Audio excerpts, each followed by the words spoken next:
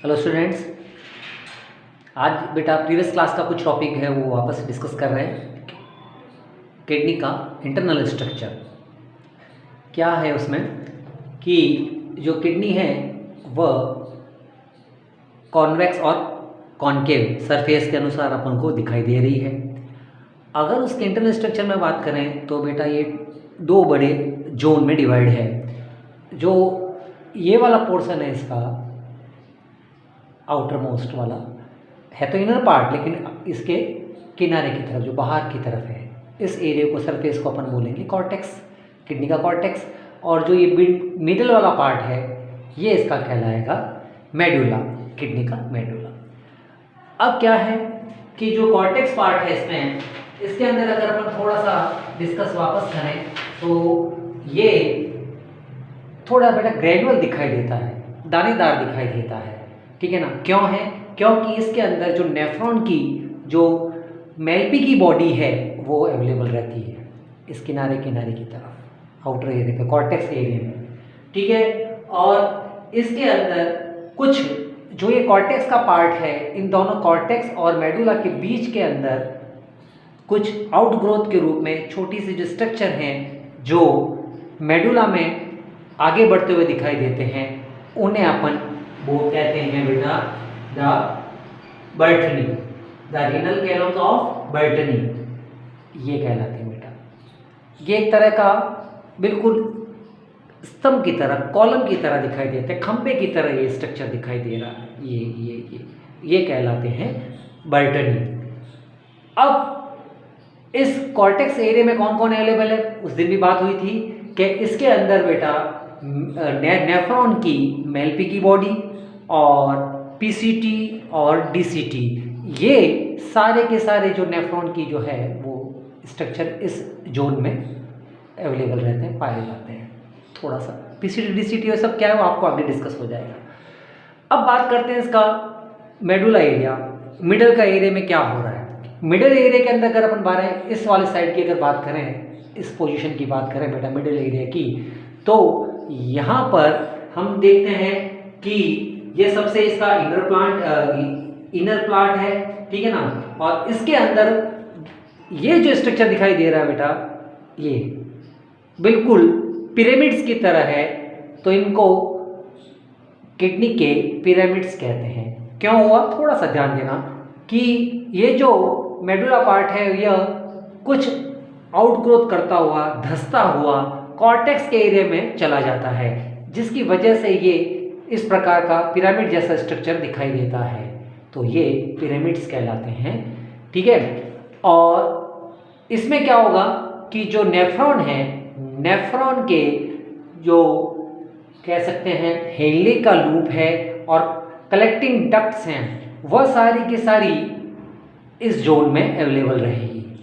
ये बैक्टीरिया के स्तंभ जो कह सकते हैं बेटा कॉलम, और ये पिरामिड्स हैं, ये बेटा उनके ऑस्मोसिस के जो है कह सकते हैं डिफरेंस करने के लिए जब अपन फिल्ट्रेशन ऑफ यूरिन करेंगे तो वहाँ पे थोड़ा सा इसका डिस्कस आएगा। इस वजह से ऐसा स्ट्रक्चर इसका दिखाई देता है, वहाँ इनका बड़ा रोल है, ऐसा होने का कारण है इसके पीछे, ठीक है। ये तो था। फिर ये क्या होगा बेटा, सारी की सारी कलेक्ट होकर क्या हो जाएगी, यहाँ पे इकट्ठी होकर एक स्ट्रक्चर बनाएगी जिसका नाम है कैलिकिस। और कैलिकिस जो होगा वह बहुत सारी अटैच होकर रीनल आर्टरीज में बन जाएगी। और ये वाला जो एरिया जहाँ जहाँ ये कैलिक्स आकर सब कुछ मिल रही है, इस पोर्शन को बेटा बोलेंगे अपन पेल्विस। और पेल्विस से थोड़ा सा एक जस्ट लाइक के आगे डिस्कस करने जा रहे हैं, एक कीप लाइक स्ट्रक्चर होगा और वह ओपन होगा यूरेटर में, ठीक है। ये जो चीज़ें हैं आपस में एक दूसरे से कनेक्टेड होती हुई ये यूरेटर आएगा। यूरेटर में क्या है, क्योंकि बेटा ये यूरेटर्स होती है जो हमको जानकारी है, टू किडनी है हमारी बॉडी में, तो एक लेफ्ट और एक राइट। तो किडनी से क्या निकल रही है बाहर, एक पतली सी जो मस्कुलर एक ट्यूब है जो वेसल्स के रूप में, ट्यूब के रूप में उतर रही है, नीचे की तरफ दोनों तरफ से आएगी। ध्यान दीजिएगा बेटा, ये इधर से भी आएगी, ठीक है ना, यहाँ से, और ये यूट्रस में आएगी इसमें, ठीक है ना। उसमें क्या होगा बेटा कि यूरिनरी ब्लैडर में उतरेगी नीचे की तरफ, यूरिनरी ब्लैडर की तरफ, सॉरी। तो यहाँ पे जब ये नीचे की तरफ उतरेगी, अब जो यूरेटर्स है ये क्या है बेटा कि ये स्टार्ट कहाँ से हुई, किडनी की पेल्विस एरिया से। इस पेल्विस एरिया से स्टार्ट होकर वो नीचे की ओर आ रही है, और नीचे की ओर आने की बात में बेटा इसके अंदर जो यूरिन डेवलप होगा या यूरिन बनेगा, वह यूरिन पैरासिटिक मूवमेंट के कारण, जो वेव्स के कारण धीरे धीरे धीरे धीरे ड्रॉप बाय ड्रॉप यहाँ नीचे की ओर क्या करता है बेटा, ड्रॉप की वाई कलेक्ट होगा। कलेक्ट कहाँ होगा, यूरिनरी ब्लैडर में, ठीक है ना, जो इसका कह सकते हैं अपना थर्ड पोजीशन है, एक्सक्रीटरी सिस्टम का थर्ड ऑर्गन है। प्रीवियस क्लास में डिस्कस किया था, ठीक है। अब जो ये यूरिनरी ब्लैडर जो है यह बिल्कुल एक just like a bag like structure है, मस्कुलर है, और जिसके अंदर वो सारा का सारा, चाहे ये वाली लेफ्ट की किडनी हो चाहे राइट की किडनी हो, वहाँ से यूरिन आता हुआ वहाँ पर कलेक्शन रहेगा, पड़ा रहेगा। और मसल से वो बिल्कुल मस्कुलर है, तो बेटा इसके अंदर भी क्या है कि 3 लेयर है, एक्सटर्नल होगी और इनर होगी और मिडल, 3 जो है लेयरों से जो मस्कुलर भी होगी, और जो कह सकते हैं जो अलग अलग मसल से उसका फॉर्मेशन होता है, जिसके कारण यहीं से एक स्पेक्टिकुलर होता है बेटा, एक जैसा जस्ट लाइक एक कह सकते हैं छोटा सा जो कह सकते हैं सेगमेंट होता है, वॉल होता है, जो उस यूरिन ब्लैडर को बढ़ने देता है। जब तक वो यूरिन ब्लैडर जो होगा पूरा का पूरा फिलअप नहीं हो जाएगा, तब वहीं से हमारे ब्रेन को क्या होता है बेटा, सूचना जाती, मैसेज जाता है, फिर हमारी क्या होती है बेटा, टॉयलेट का जाने के लिए बाहर उसमें इच्छा होती है। वो एक ध्यान रखना है हर समय। यूरिन ब्लैडर जो कह रहे हैं अपन, वो बिल्कुल धीरे धीरे पहले उन यूरिन को क्या करेगा बेटा, कलेक्ट करेगा। कलेक्ट करने के बाद जब ब्लैडर फिलअप होगा, तब हम उसको बाहर की ओर एग्जिट करने की कोशिश करेंगे। और वो कहाँ होगी, क्योंकि वह ओपन होगी बेटा यूरेथ्रा, ठीक है ना। यूरेथ्रा कौन है, चाहे मेल है चाहे फीमेल है। मेल है तो सीधा सा है कि उसके पेनिस के अंदर जो एक बिल्कुल जो कह सकते हैं पतली सी एक ट्यूब्स है, जो पेनिस के बिल्कुल टिप पॉइंट पे होगी, और जो अगर कह सकते हैं वुमेन है तो उसके वेजाइना के ऊपर बेटा एक जो कह सकते हैं पॉइंट होगा, उससे वो बाहर की ओर यूरिन को एग्जिट करेगी, तो वो कहलाता है यूरेथ्रा। अब बात करते हैं अपन नेक्स्ट जो इस बात कर रहे हैं, तो थोड़ा सा इसमें देख लेते हैं कि ये रहा यहाँ पर यूरेटर्स, यूरिनरी ब्लैडर और यूरेथ्रा, ये ध्यान रखना है, इसके भी आप नोट्स मिल ही जाएंगे। अब बात क्या होगी बेटा अपने पास, नेक्स्ट अपने पास में आएगा कि जो नेफ्रॉन है, स्ट्रक्चर ऑफ नेफ्रॉन। 1 मिनट और थोड़ा सा ध्यान दीजिएगा। किडनी के दोनों फॉर्म में बेटा अपन ने एक जगह डिस्कस किया है, इसकी आउटर स्ट्रक्चर और इनर स्ट्रक्चर दोनों, जो हिस्टोलॉजी है इसकी वहाँ पे। चलिए अब अपने अगला टॉपिक आ रहा है अपने पास में, नेफ्रॉन। क्या है बेटा नेफ्रॉन, इधर देखिए, यस, नेफ्रॉन क्या है बेटा, हमको जानकारी है कि नेफ्रॉन बिल्कुल जो किडनी है हमारी, उस किडनी की फंक्शनल जो कह सकते हैं स्मॉलेस्ट यूनिट है, जो सचमुच में काम कर रही है, ठीक है ना। और उसी से ये नेफ्रॉन ये किडनी जो है पूरी की पूरी भरी हुई है बेटा, ध्यान रखना। तो किडनी के अंदर जो सारा कुछ मटेरियल है जो वर्क कर रहा है, काम कर रहा है, वो कौन कर रहा है बेटा, ये सारी की सारी नेफ्रॉन ही है जो कर रही है। तो ये इसकी संरचनात्मक कह सकते हैं स्ट्रक्चर और फंक्शनल यूनिट है, जो लगभग ऐसा माना जाता है कि एक किडनी के अंदर लगभग 10 लाख एक किडनी में, 10 लाख उस किडनी में, ये स्ट्रक्चर है बिल्कुल। इस पॉइंट को थोड़ा सा ध्यान रखना। और इसको अपन यूरिनिफेरस ट्यूबिल्स भी कहते हैं। नेफ्रॉन तो एक कॉमन वर्ड है ही है, लेकिन इसका दूसरा जो नाम कह सकते हैं यूरिनरी ट्यूबिल्स कहते हैं। अब इसको समझने के लिए बेटा क्या होगा, ये स्ट्रक्चर इम्पॉर्टेंट भी है। इसका पार्ट क्या है, इसका पार्ट है बेटा, अगर इसका डिस्कस करेंगे तो इसको आपकी बुक के अनुसार 6 पॉइंट में, सब पॉइंट पे डिवाइड किया है, 6 पॉइंट में। पहला है बेटा मेलपिगियन बॉडी, मेलपिगियन बॉडी, उसके बाद में होगा नेक, उसके लिए हो बेटा, फिर होगा पीसीटी, फिर होगी हेले का लूप, फिर होगा डीसीटी और फिर होगा कलेक्टिंग डक्ट। ये तो हो गए 6 इसके नेफ्रॉन के सब पार्ट्स हो गए। अब मेलपी की पार्ट जो है, मेलपी की बॉडी, वह खुद 2 पार्ट्स में डिवाइड है, बोमन कैप्सूल और ग्लोमेरुलस। इन सबको डिस्कस करेंगे बेटा, बहुत इजी है। वापस एक बार बोलने जा रहा हूं मैं, ध्यान दीजिएगा। नेफ्रॉन जो कौन है, हमारी किडनी की जो कह सकते हैं फंक्शनल स्ट्रक्चर यूनिट है, और एक किडनी के अंदर जो ह्यूमन बॉडी है एवरेजली है 10 लाख इसमें और 10 लाख दूसरी में, दोनों में अवेलेबल रहते हैं। अब इसका स्ट्रक्चर अगर देखते हैं तो बेटा उसको 6 पार्ट में डिवाइड किया है। मेलपिगियन बॉडी, नेक, पीसीटी, हेनले का लूप, डीसीटी और कलेक्टिंग डक्ट। और मेलपिगियन 2 पार्ट्स में डिवाइड है, वो भी डिस्कस हो जाएगा। देखिएगा इधर,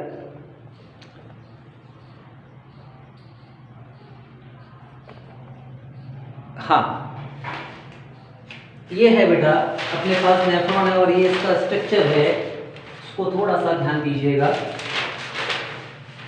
सिलेबस आपने देख लिया होगा जो आया है।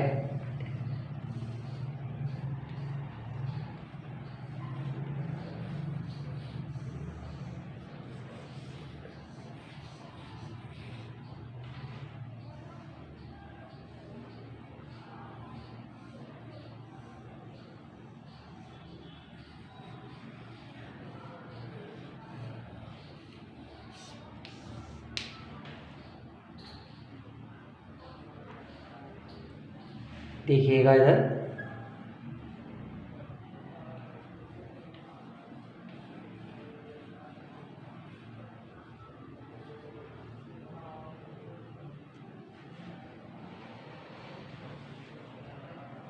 ये देखिए बेटा, ये है हमारा, ये जो पूरा स्ट्रक्चर है, ये स्ट्रक्चर है मेलपी की बॉडी, यहां से यहां तक का। क्लियर? ये जो स्ट्रक्चर आपको ये दिखाई दे रहा है, आपकी बुक में भी है डायग्राम, ये है बेटा ग्लोमेरुलस, और ये कप लाइक स्ट्रक्चर दिखाई दे रहा है बिल्कुल, ये बेटा ये कप लाइक स्ट्रक्चर, कप की तरह। ये है बेटा बोमन कैप्सूल, बोमन कैप्सूल। तो मेलपी की बॉडी कौन सी हुई? मेलपी की बॉडी के अंदर जो 2 स्ट्रक्चर है, बोमन कैप्सूल, तो ये रहा कप लाइक स्ट्रक्चर, और ग्लोमेरुलस इसके अंदर ये मटेरियल पर, इसका डिस्कस करेंगे। ये फिर ये जो आपको दिखाई दे रहा है छोटा सा एरिया, ये सीधा, ये कहलाएगा नेफ्रॉन की ग्रीव, नेक। ये नेक है बेटा, ये 2 नंबर है। ये है हमारा पीसीटी, ये है जो यू पिन सेफ है बेटा, यू पिन बिल्कुल ऐसा ही स्ट्रक्चर है, यू पिन की तरह है, अंग्रेजी के लेटर यू की तरह ये दिखाई देगा। ये है हमारा हैनले का लूप, और ये इधर है वो है डीसीटी, ये वाला पोर्शन, और ये जो एंड में आके ओपन हो रहा है ये है कलेक्टिंग डक्ट। जो कलेक्टिंग डक्ट है, ये सारी की सारी 3, 4 या 6, 7 इकट्ठी को कलेक्टिंग होकर फिर एक डक्ट ऑफ बेलेनाई बनाएगी, और बेलेनाई ओपन होगी पेल्विस में, और पेल्विस से वो यूरेटर के द्वारा बाहर ओपन होगी। वो भी एक वो आगे डिस्कस करेंगे। अब बात करते हैं बेटा कि मेलपिगियन जो हमारी बॉडी है उसमें क्या क्या है। सर आपने कहा कि ये नेफ्रॉन है, पूरा का पूरा नेफ्रॉन का स्ट्रक्चर है, ये इसके 6 पार्ट है। ये क्वेश्चन अलग भी पूछ सकते हैं बेटा एग्जाम में। तो मेलपिगियन बॉडी के 2 पार्ट्स को डिस्कस करते हैं। कप लाइक स्ट्रक्चर है जो बिल्कुल कप के जैसा है, ठीक है ना बेटा, उसको अपन बोमन कैप्सूल्स बोलते हैं, ठीक है। और इस बोनल के जो ये कैप्सूल्स है बेटा, इसके अंदर क्या होता है कि यहाँ पर बिल्कुल पर्टिकुलर इनर लेयर के ऊपर एक पोडोसाइट सेल्स पाई जाती है, और जो पोडोसाइट सेल्स है और इनके अंदर जो ब्लड कैपिलरीज हैं, इन दोनों के कारण जो आपस में अटैच होते हैं, मिलते हैं, तो बेटा एक यहाँ पर एक, क्योंकि ये काम क्या करेगा, ये फिल्ट्रेशन का काम करेगा, ये पूरा प्रोसेस फिल्ट्रेशन का काम करेगा, ब्लड में से यूरिन को निकालेगा। ठीक है ना बेटा। तो उसको समझने के लिए यहाँ पर पर्टिकुलर पेडोसाइट सेल्स पाई जाती है जो बहुत ज़्यादा सेंसिटिव है, और वहाँ पे उसके बहुत ज़्यादा छोटे छोटे छिद्र है बेटा, फेनिस्ट्रा पाए जाते हैं, छेद पाए जाते हैं, जिसकी वजह से ये बहुत ज़्यादा कह सकते हैं परमिएबल है, हर चीज़ इसमें से आराम से छन सकती है, परमिएबल है ये इस कंडीशन को, ये इस पॉइंट को याद रखना, छोटे छोटे फेनिस्ट्रा है, छेद हैं।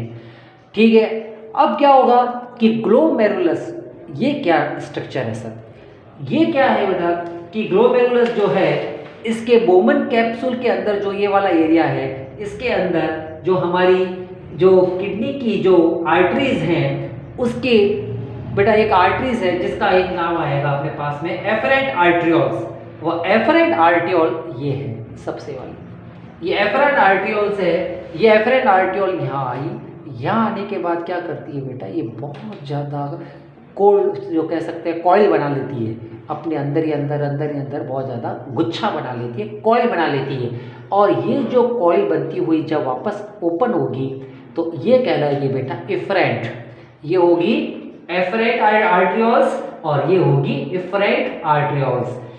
क्या होगा, एक पॉइंट और है यहाँ पे, क्योंकि बेटा इसका जो है देखो डायग्राम में मैंने बनाते समय भी थोड़ा ध्यान रखा है कि इसका जो है ये सरफेस या डायग्राम जो कह सकते डायमीटर बेटा ये इसका ज़्यादा है और इफरेंट का कम है। इसके पीछे लॉजिक क्या है बेटा, नेचर क्या करना चाह रही है हम इसको, क्योंकि यहाँ से जो ब्लड एंटर होगा और अंदर क्या होगा, बहुत ज़्यादा कॉइल है ये और गुच्छा बनाया हुआ है, और यहाँ ओपन जब हो रही है तो उसका जो है जो सर ये एरिया इसके कंपेयर में बहुत ज़्यादा कम है, तो इस वजह से इसमें प्रेशर ज़्यादा डेवलप होगा और ब्लड में से फिल्ट्रेट जो लिक्विड है वो फिल्टर होकर यहाँ आ जाएगा इस पोर्शन पे बोमन कैप्सूल में, और बोमन कैप्सूल से वो आगे बढ़ेगा, ये आगे डिस्कस करेंगे।